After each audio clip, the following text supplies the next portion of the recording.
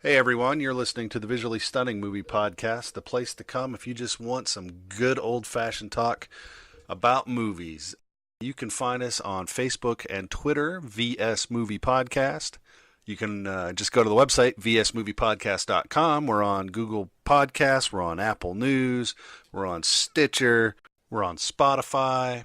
Basically, you can find us pretty much anywhere you want to listen to us. We appreciate you listening. If you want to throw us a like, follow us on any of those outlets, and share us with your friends. We'd really appreciate it. And don't forget, if the best thing you can say about a movie is that it is visually stunning, then the filmmakers have done something dreadfully wrong. Now, let's get on with the show. Hey everyone, welcome back to the Visually Stunning Movie Podcast. I'm Mark. That's Ryan. Hi, Ryan. Hey. With us still, Jason is back. Hi, Jason. Hey, hi guys.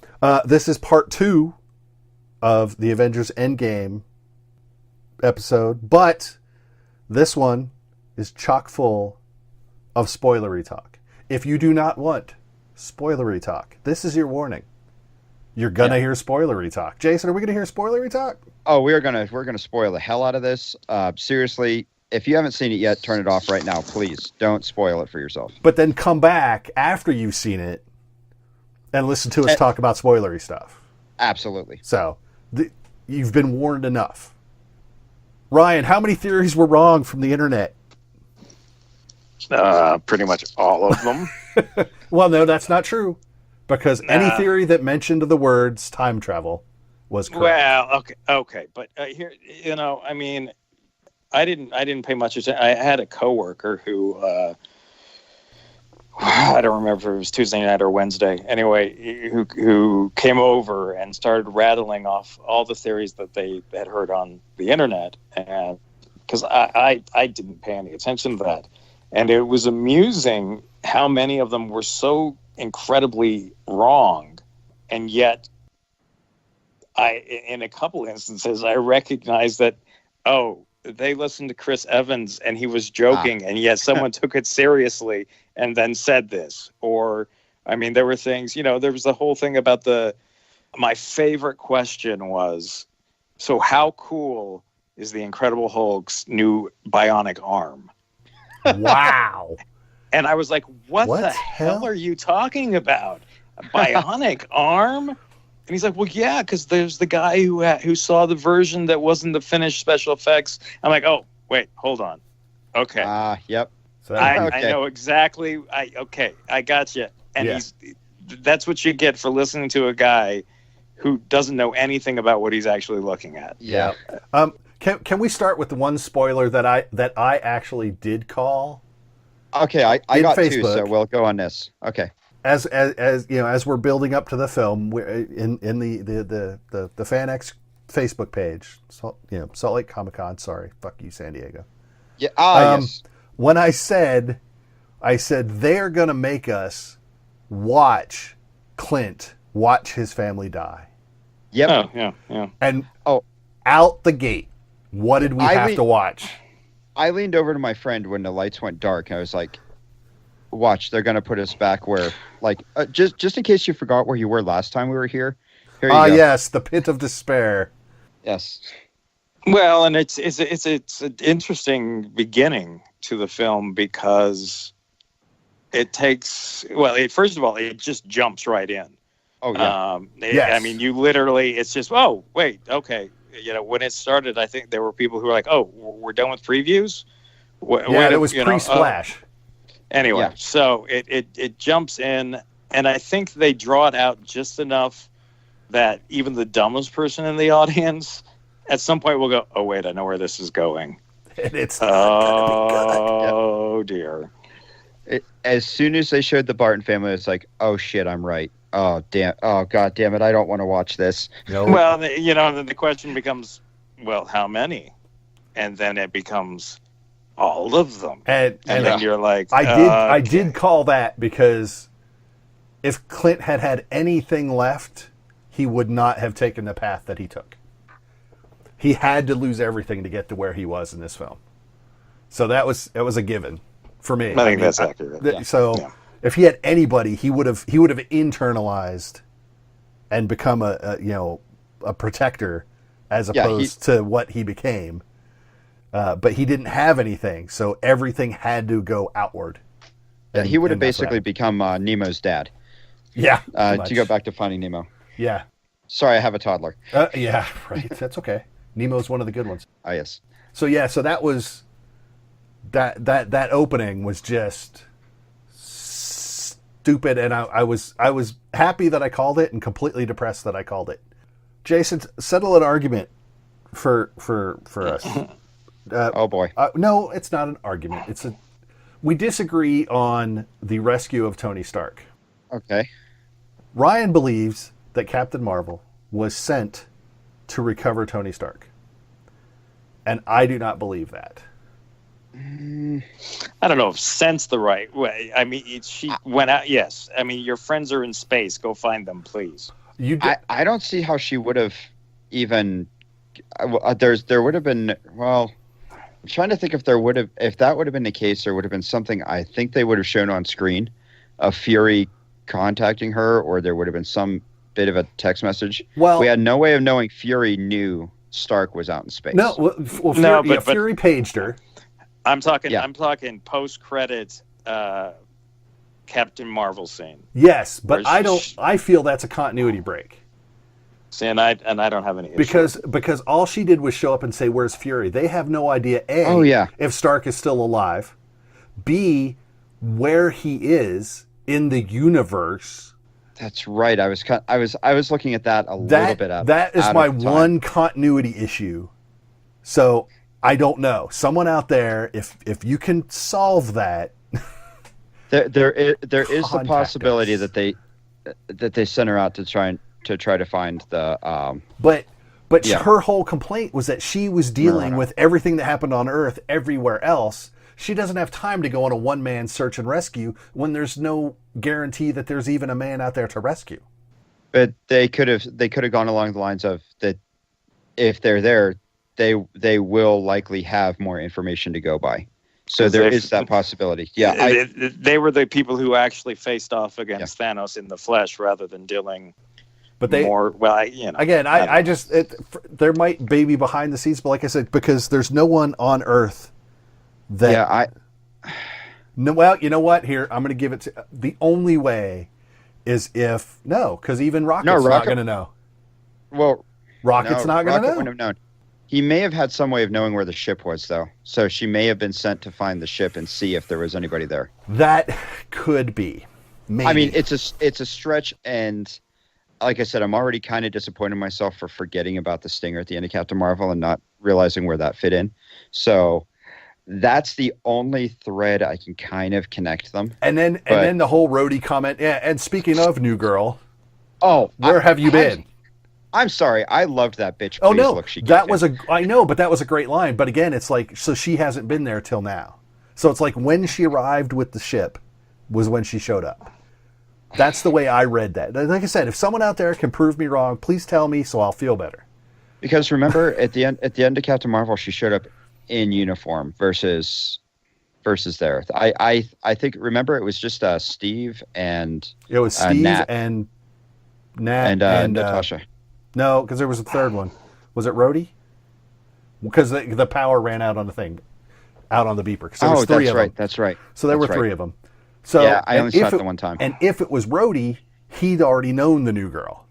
So again, I'm having trouble reconciling that in my head. Obviously, it's a little thing. Doesn't derail the movie, but between that, I mean, literally 2 months ago, Stinger, and in this film, so it could just be the way they wound up cutting it. I interpreted the thing from Rhodey as basically where were you when we were getting our asses kicked? Yeah, well, if you're this powerful, yeah. So So if anyone has clarification on that, I'll take it. We talked about fan service in the spoiler-free version. Ryan, what was your favorite bit of fan service? As a film goer, or the part where all the fans basically would just squee with joy. No, there was the moment where I was shocked the most was Natalie Portman. Yeah. Did she actually film new scenes, or were those leftovers with Rocket put in? No, I think that the one, it was new. But either way, I mean, the fact that but that was just one of many. In fact, all the Thor throwbacks that are in this film, I thought were pretty amazing. And fans are there's the A-Force moment, I think, in the epic battle where all the women are together. Yeah, that was a very fan service moment. And But it was a throwback. They were trying to catch that moment from Black Panther or from Infinity War. Sure, but I think fan service is kind of a weird phrase at this point, because isn't that what this movie is, in a sense? To a point, it is. But my fan service moment was.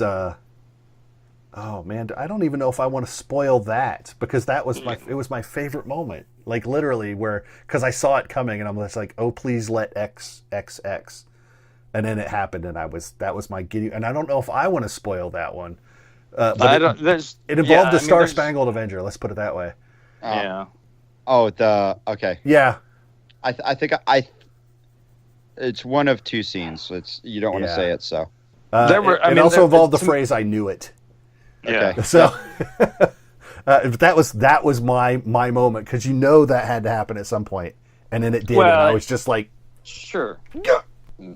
But that was set up. That wasn't like out of nowhere, and I don't know. I mean, yeah, I think there are a lot of moments that we didn't realize we wanted to see, or didn't realize we needed to see, or hadn't asked that question yet. But once you get the answer, you realize that if you hadn't had the answer, it would, I think the biggest fan service moment in this film is the fact that they pulled off a battle that was so large and so impressive that it almost makes Ready Player One look not that neat.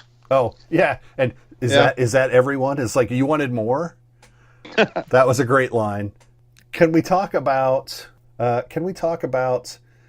the fact that the universe was not saved by any Avenger? Oh, the universe was saved by a rat. Sort of. Yeah. Sure. No, not sort of. The universe was saved by a rat. How do we know that rat isn't some superhero? It's a Skrull. I don't. It's Hydra. Hydra. Speaking of fan service moments, that was a nice one for the comic book fans. Oh yes. Yes, it was. You saw that, and you're just like, that's for the comic book fans. And I don't know if it's for the ones that liked that arc or didn't like that arc, but that was for the comic people. That's exact. I mean, it was a playful jab at that whole thing. Yeah, exactly. So, but it was almost thumbing their nose at that whole idea. I could have done without without America's ass, though, I think. Well, yeah. Well, Tony brings it up, and that's a very Tony thing, and then Scott Lang's. But I think I could have done without Cap. I don't know. It was because that just seems very not Cap. But I would give the Tony making fun of Cap about it. That kind of signaled like, okay, yeah, Civil War's behind them. Sure. Yeah. Actually, and that's my favorite part about this movie is the fact that they did further address the Civil War issue and the divide, and it didn't feel like they just brushed it under the table, which is sort of what it felt like in Infinity Wars. It felt like it was the I don't want to say elephant in the corner or whatever, but yeah, it was the one thing that was like, hey, how can you guys make this movie and not address what just happened? Yeah. And so I loved that there was bits of that in this movie, and that took me by surprise. But I really liked Stark going after Captain America in the beginning. Yes, that was great. Yep. That was when he first gets back. That was great.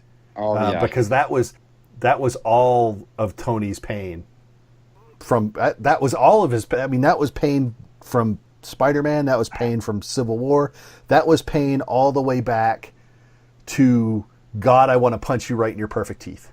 Yep. Mhm. You know, it's and even before that. So that was a beautiful scene to watch Robert Downey do. Yeah. No shit. That was a really nice bit of acting. But let's just say that this film is going to get special effects nods, by the way. Quick tangent. But it's not going to get any acting nods, unfortunately. Despite the fact that you could probably submit that segment for Robert Downey Jr. for your consideration, and some people would consider it. Yeah.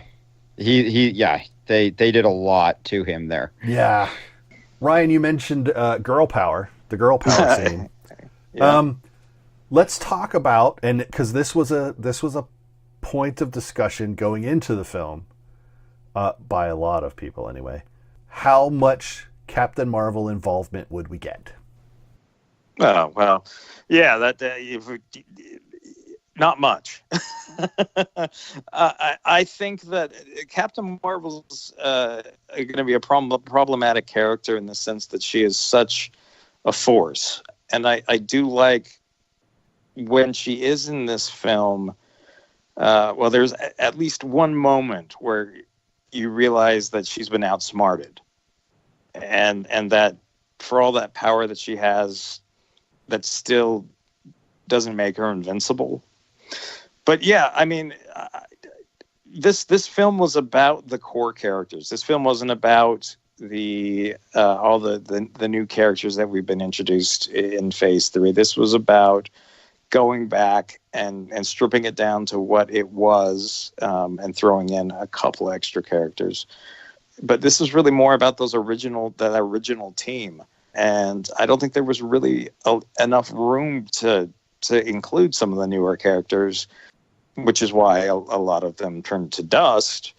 But I think also, Captain Marvel has this sort of, she's an alien, and I think that she connect more with that side, at least the way they're presenting her, that she feels like maybe Earth can take whatever it's got, and she'll only show it absolutely, desperately needs her.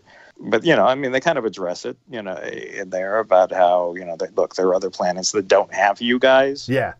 And I think how bad it is to be on those planets. So, but we're going to get plenty of her. I mean, that's the thing, that people will say, well, there wasn't enough Doctor Strange. Well, don't worry, there will be more Doctor Strange. That's not what this film was about. This film was about wrapping up, the original storyline. Yep. I think as far as being the overpowered character, she's probably going to kind of fill the niche of Thor moving forward.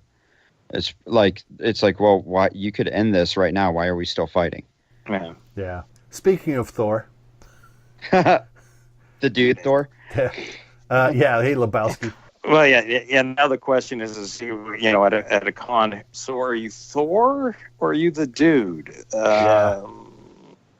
Both. Yeah, exactly. I texted to Ryan that finally I can cosplay Thor.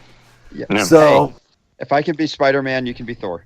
And not only can you be Thor, you can actually be Chris Hemsworth Thor. No, right? It's which is that was kind of exciting. It's a whole new Chris Hemsworth, ladies. It is a whole new Chris Hemsworth, ladies. Melted ice cream. Oh my God. There's beer on the ship. What kind? Exactly. What else do we want? We need to talk about. Like I said, I don't want to go into a point by point every single thing, but there's things that we want to talk about. Like, Jason, what do you want to talk about? Oh, free and clear here. I was really happy. I was afraid of a Cap death scene. I was really hoping it would go kind of the way it did. That I talked to my wife last week about it. This was another one I guess you could call prediction that I ended up getting right. I was like, God, I hope they do some kind of time fuckery and he gets to go back and be with Peggy. And like the last you see of him is, he's getting that dance with Peggy. Yeah. And she was even in the red dress, which was nice fan service there. And I think, going into it, people asked, what did I want? And what do I expect? And what felt like was plausible.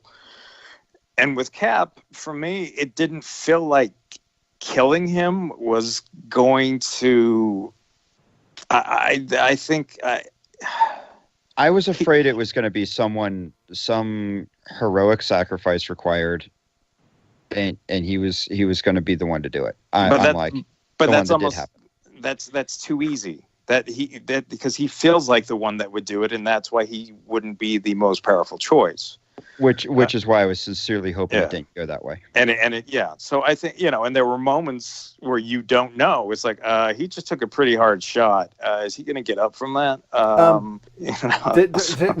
Real quick, since you guys just mentioned that, do you realize that dynamic at the end, and again, I don't want to spoil that at the end about who did what, but we know Cap's involved, but that dynamic, and Ryan, you're talking about choice of who does what. Yeah. Do you realize that that's the exact opposite of the setup for them getting the Soul Stone? Who had what, and who was the choice? Oh, sure. And which way they went. You know what I mean?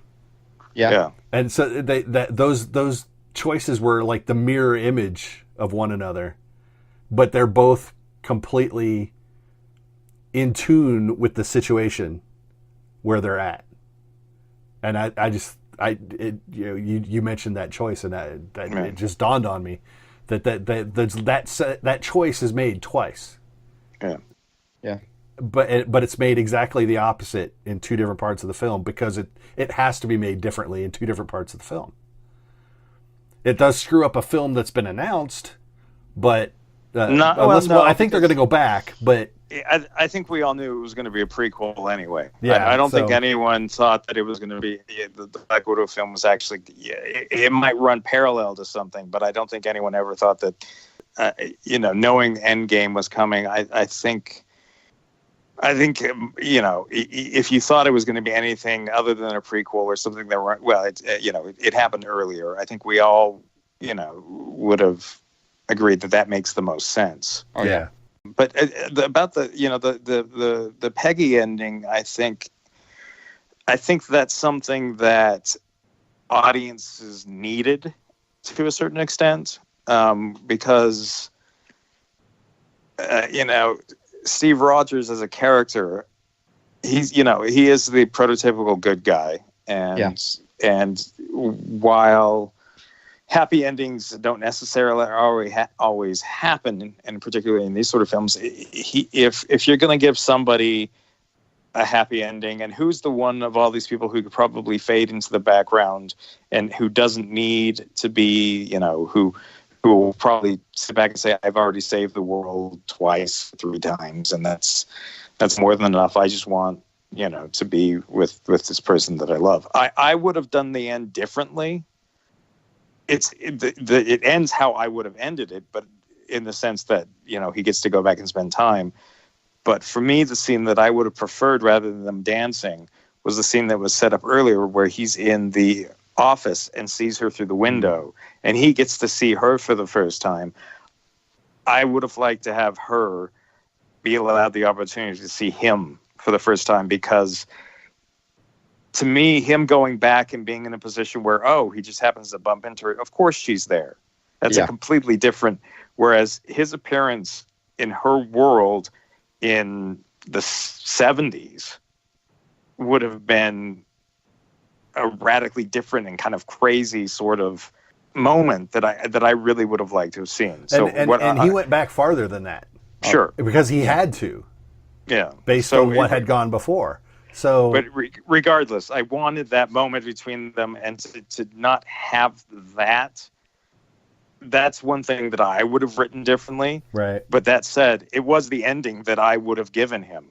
So it's hard for me to complain too much, because everyone asked me what I wanted, and I was like, well, I think the stuff that makes sense is Cap gets to go back and be happy. Tony dies and gets to be a hero for once, rather than kind of selfish quasi whatever. Although I do love the fact that he got to hang out with Dad. Yeah, that stuff was scene cool. was great. Yeah, because that relationship has always kind of been a little rough, and so it was nice that he was given that moment. I also love the fact that Tony Stark is a father. and that he's actually he's a snarky but loving father. Like that's Tony Stark as a dad. You know, he still retains himself, but then there's that softer element to him that we all kind of knew was there and saw at other points. But I enjoyed that quite a bit as well. Yeah, those were good scenes. But they alluded to that in Infinity War as well. Tony being a dad. Yep. Yeah. Even though that wasn't the time is a little different, but they mirror I think the best scene was when Tony legitimately shows affection to Peter. Mm-hmm. Yeah, because that was it. That was at that point you get the feeling that Tony Stark could have done anything, because at that moment all of his guilt was gone, and it was just going to be him trying to do something. And there was nothing. There would have been no distractions. None. What if I'd have done this or done that, or hadn't done this or done that? But in that moment, it almost felt like he could have one-punched Thanos. Yeah, I mean, he couldn't, but it just, mentally and emotionally, he was ready at that point. That's what made Tony Stark ready. So that was a nice touch. We're getting on here. Let's talk about the endings, and we'll go back to the Lord of the Rings syndrome. Yeah. It's just I mean, when you're finishing something like this and you have so many characters, inevitably you're going to end up doing. It wouldn't be realistic to have all them in one same room at the end. These people are going to be in different places. They're heading in different directions.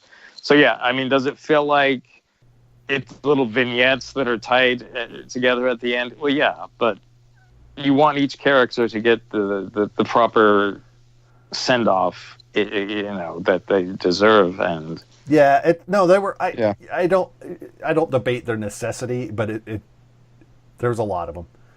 Sure, there were a lot of characters. There's a lot of them. Yeah. I know. I would like to throw the nod out to Bill and Ted, because they did Bill and Ted in this movie. Yes.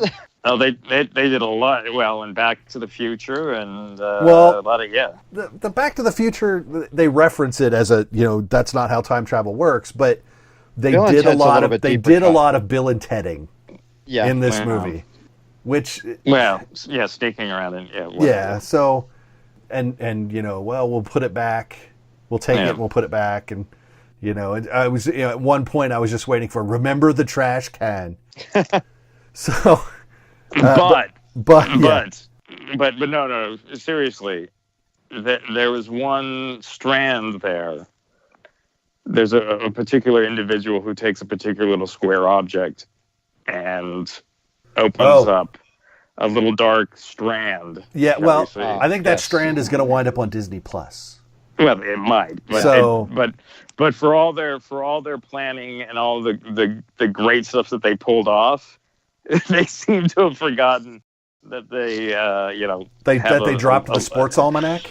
Yeah, pretty much. Yeah. I know, it's like, so that's going to come back to haunt somebody at some point, and then I guess officially not dead. No, officially not dead. Well, you know what? That makes Thanos a liar. No resurrections this time. Yeah. So, and in we're gonna tie it up unless Ryan has anything else he wants. I got one more thing to throw at Jason. What's that? I think I know what you're going. No, I think I know what you're saying. Did you catch the significance? And all you have to do is say yes or no. It doesn't really matter. You're a good man. Did you catch that line? No, I didn't. Near the end. No, I actually did not. Right before Cap goes to put the stones back. Okay. And he's talking to Bruce and Falcon and Bucky. And he said you're a good man, Sam. And that's the throwback. Okay. I was like, and then that explains why. Yeah. So I thought it was going to be how I felt about something else that happened. What did you feel about something else? But no, when you watch it again, You'll hit that Okay. line, and you'll be like, "Oh yeah, there it is." You're a good man. You're a good man, Sam. Stay that way. He doesn't say that part, but Gotcha. what else? Well, you real quick. You thought something else. Thought I was going somewhere else. Yeah, I thought you were going to ask how I felt about who got the shield. Well, I mean, it stays in the canon. There's no conflict either.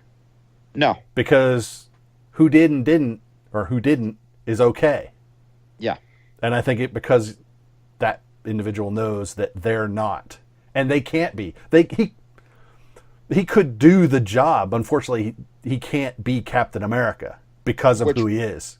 Yeah, which was part of the conflict, the internal conflict of the character in the comics. So it works. But that and I believe there was a discussion beforehand. I kind of got the feeling. I did too, because he knew what Cap was planning. Yeah, there's a nod, but I think the thing that's going forward with that the Captain America character, it almost feels like he's no longer a headlining character. He's now kind of stepped back into a film where it will be him and somebody else. So it'd be Winter Soldier and him, or he goes to Wakanda, and it's kind of an interesting dynamic that I'm interested. I want to know how this is going to play out. I think that's going to play out on Disney Plus. I think they've already announced that.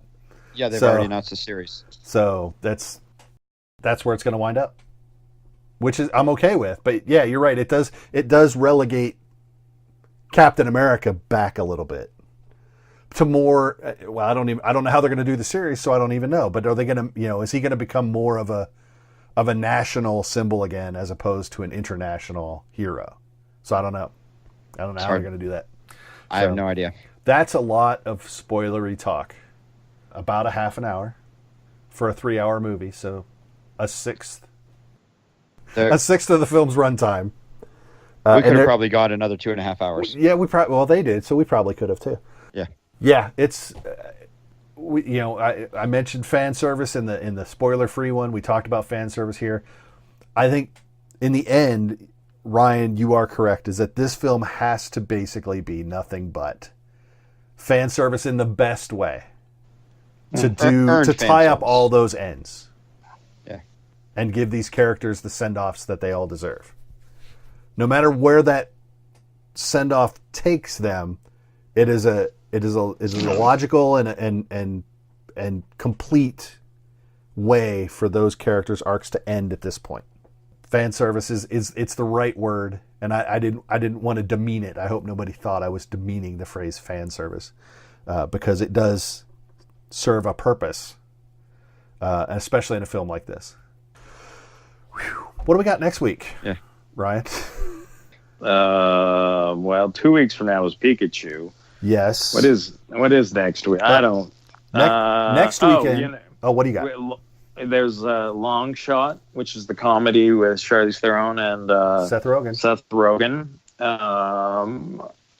What that's about. I mean, there's for the next few weeks. I think Pikachu, I guess, is a fairly large release, and then John Wick is a fairly large release. But I mean, we're looking at. I mean, this weekend is going to be quite possibly the quickest film to $1 billion, and that's going to keep rolling for a few weeks. So yeah, it's going to be,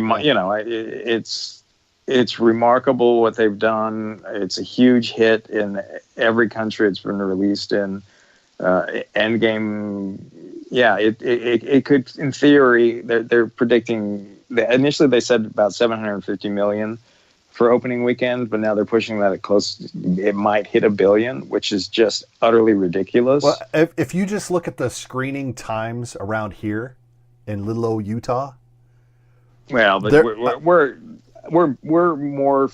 I know, but we're not New York or L.A. or Dallas or Chicago. The number of screenings that they've put in is ridiculous. If it doesn't hit $1 billion, I'll be surprised. I really will. If you tell me it's 905, that's incredible. I'm shocked it didn't get to $1 billion. Just for the amount of ways I was in a packed theater at 11 o'clock in the morning this morning. Somebody has a 7 a.m. showing tomorrow. And they're running 4 or 5 screens throughout the day, starting at 7 a.m. Here. Like I said, so what are they doing in L.A. and Dallas and New York and Chicago and Miami? I can't fathom it not breaking 300 million in domestic and busting $1 billion. I having seen that 2 showings in a row and then seeing what they're planning, because it's all based on pre-sales at this point. Yeah. A lot of it is, I just can't wrap my head around it not achieving those benchmarks. Yeah, well, what it's going to be, the question is, what are Sunday's numbers going to look like? And I think, the Thursday night, Friday, Saturday, were all crazy. In fact, a lot of theaters were just, and in this day and age, they can do this, is we're going to cancel this and this film to show this. Right. We're going to just take that theater, and rather than showing whatever they were going to show, we're going to show this. And you can do that in this day and age with hard drives and things where you don't have to worry about shipping physical copies of film. Yeah, because it used to be that you couldn't have done that. You couldn't have pulled that off. You got what you got, and that's all you had. Yeah. And so I think they'll add screenings as demand requires. I don't know if it hit $1 billion. I have no idea. It's the fact that it's even possible is crazy. Yeah. And and then so what happens 3 weeks from now? Is this going to challenge Avatar? And quite frankly, I'd love it if it did, because I like this movie a whole lot more. Yeah. And I guess, not that the numbers really matter to a certain degree, but it'd be nice if the highest grossing film, it was something that I actually liked. Was the better film? Well, yeah. I guess Avatar's okay. It's fine. I don't hate Avatar by any stretch of the imagination, but as far as getting the position that it currently has, it just feels like, really, that's the film that's okay. Right. Oh, okay. And they're going to be sequels. Yeah. So, yeah. 4 of them. I can't believe that. Yeah, I know. The sequels nobody asked for, a decade late. Yeah. Next weekend will actually be in Dallas for Fan Expo. So I will be posting stuff on Twitter and Facebook and whatnot. So we'll see what I get while I'm down there. But yeah, we'll try to do some sort of movie for you next week, but you'll at least get updates from Fan Expo. And then the week after that, we get Pikachu. And then, John Wick is soon. Middle of May 17th, I think. Yeah.